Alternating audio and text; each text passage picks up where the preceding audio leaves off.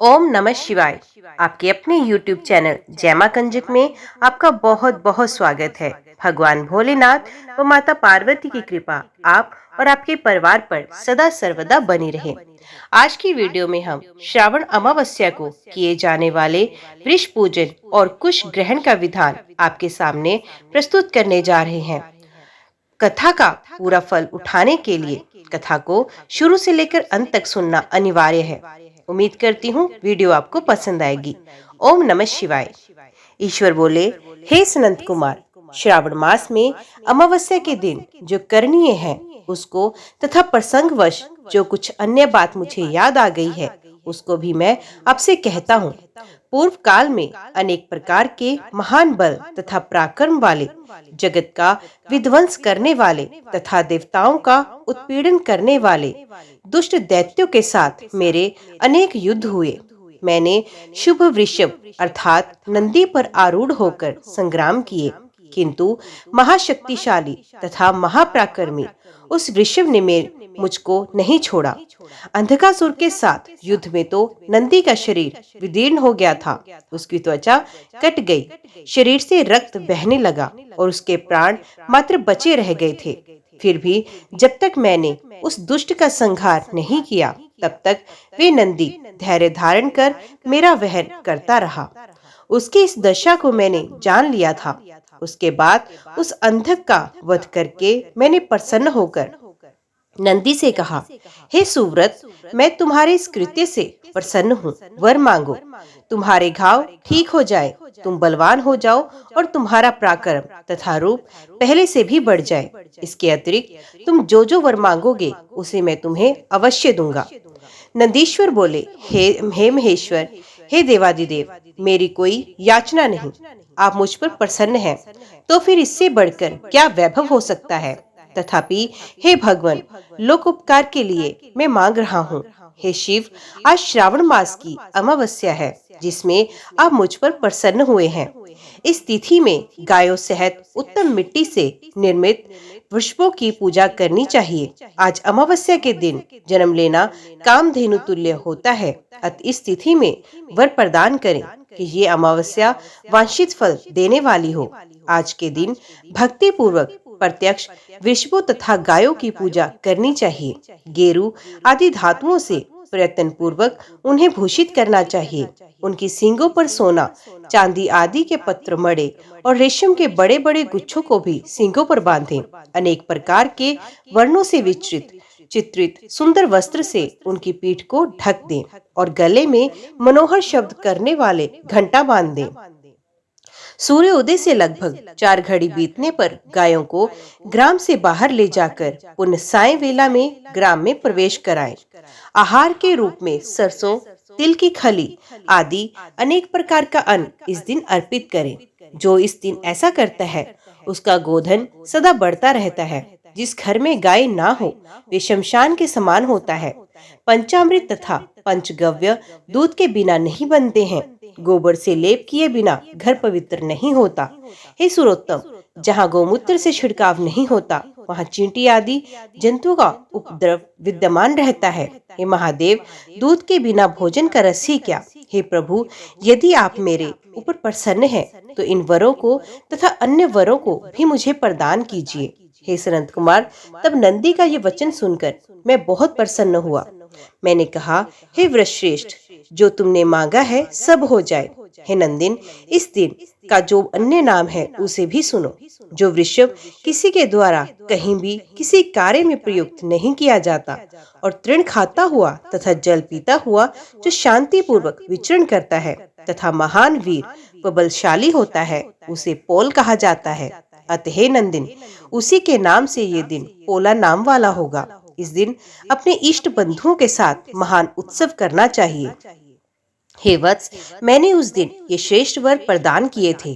अत लोगों के द्वारा इस श्रेष्ठ दिन को पोला नाम वाला कहा गया है।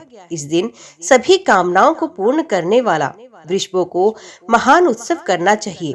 इसके साथ ही अब मैं इस तिथि में किए जाने वाले कुश ग्रहण का वर्णन करता हूँ। श्रावण मास की अमावस्या के दिन पवित्र होकर कुशों को उखाड़ लाए। वे कुश सदा ताजे होते हैं, उन्हें बार बार प्रयोग में लाना चाहिए। कुश, काश, यव, दुर्वा, उशीर, सकुदक, गेहूं, व्रीहि, मूंज और बलवज, ये 10 दर्भ होते हैं। ब्रह्मा जी के साथ उत्पन्न होने वाले तथा ब्रह्मा जी की इच्छा से प्रकट होने वाले हे दर्भ, मेरे सभी पापों का नाश कीजिए और कल्याण कारक होइए। इस मंत्र का उच्चारण करने के साथ ईशान दिशा में मुख करके हुम फट मंत्र के द्वारा एक ही बार में कुश को उखाड़ ले। जिनके अग्रभाग टूटे हुए ना हो तथा शुष्क ना हो, वे हरित वर्ण के कुश श्राद्ध क्रम के योग्य कहे गए हैं और जड़ रहित कुश देव कार्यों तथा जप आदि में प्रयोग के योग्य होते हैं। 7 पत्तों वाले कुश देव कार्य तथा पितृ कार्य के लिए श्रेष्ठ होते हैं। मूल रहित तथा गर्भयुक्त अग्रभाग वाले तथा 10 अंगुल परमाण वाले 2 दर्भ पवित्र के लिए उपयुक्त होते हैं। ब्राह्मण के लिए 4 कुश पत्रों का पवित्र बताया गया है और अन्य वर्णों के लिए क्रमश 3, 2 और 1 दर्भ का पवित्र कहा गया है, अथवा सभी वर्णों के लिए 2 दर्भों का ग्रंथि युक्त पवित्रक होता है। ये पवित्रक धारण करने के लिए होता है, इसे मैंने आपको बता दिया। उत्पवन हेतु सभी के लिए 2 दर्भ उपयुक्त होते हैं। 50 दर्भों से ब्रह्मा और 25 दर्भों से विष्टिर बनाना चाहिए। आचमन के समय हाथ से पवित्रक को नहीं निकालना चाहिए। विकर के लिए पिंड देने वाला तथा अग्नोकर्ण करने के साथ और पादम देने के पश्चात पवित्र का त्याग कर देना चाहिए। दर्भ के समान पुण्यप्रद, पवित्र और पाप नाशक कुछ भी नहीं है। देव कर्म तथा पितृकर्म ये सब दर्भ के अधीन है। उस प्रकार के दर्भों को श्रावण मास की अमावस्या के दिन उखाड़ना चाहिए। इससे इनकी पवित्रता बनी रहती है। श्रावण मास की अमावस्या का वर्णन क्या किया जाए? हे सनंत कुमार, श्रावण मास की अमावस्या के दिन जो कृत्य होता है उसे मैंने कह दिया। श्रावण मास में और भी जो करणीय है उसे भी मैं आपसे कहता हूँ। ओम नमः शिवाय। अभी श्रवण करें रामेश्वर ज्योतिर्लिंग की कथा। ओम त्र्यंबकम यजामहे सुगंधिम पुष्टिवर्धनम उर्वारुक्मि बंधनात् मृत्यु मोक्षयमामृतात्। ओम नमः शिवाय। रामेश्वर ज्योतिर्लिंग के विषय में पौराणिक कथा है कि जब भगवान श्री राम माता सीता को रावण की कैद से छुड़ाकर अयोध्या जा रहे थे, उस समय उन्होंने मार्ग में गंधमदान पर्वत पर रुककर विश्राम किया। विश्राम करने के बाद उन्हें ज्ञात हुआ कि यहाँ पर ऋषि कुलसत्य कुल का नाश करने का पाप लगा हुआ है। इस श्राप से बचने के लिए उन्हें इस स्थान पर भगवान शिव का ज्योतिर्लिंग स्थापित कर पूजन करना चाहिए। ये जानने के बाद भगवान श्री राम ने हनुमान से अनुरोध किया कि वे कैलाश पर्वत पर जाकर शिवलिंग लेकर आए। भगवान राम के आदेश पाकर हनुमान जी कैलाश पर्वत पर गए, परंतु उन्हें वहां भगवान शिव के दर्शन नहीं हुए।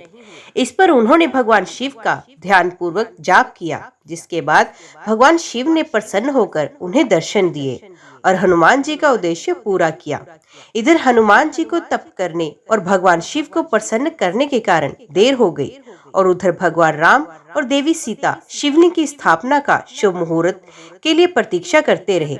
शुभ मुहूर्त निकल जाने के डर से देवी जानकी ने विधि पूर्वक बालू का ही लिंग बनाकर उसकी स्थापना की। शिवलिंग की स्थापना होने के कुछ पलों के बाद हनुमान जी शंकर जी से लिंग लेकर पहुँचे तो उन्हें दुख और आश्चर्य दोनों हुआ।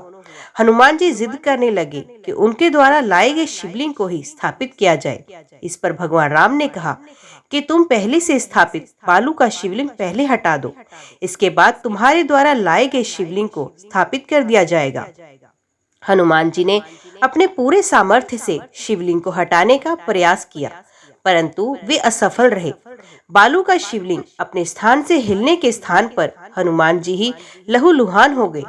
हनुमान जी की ये स्थिति देखकर माता सीता रोने लगी और हनुमान जी को भगवान राम ने समझाया कि शिवलिंग को उसके स्थान से हटाने का जो पाप तुमने किया, उसी के कारण उन्हें ये शारीरिक कष्ट झेलना पड़ा।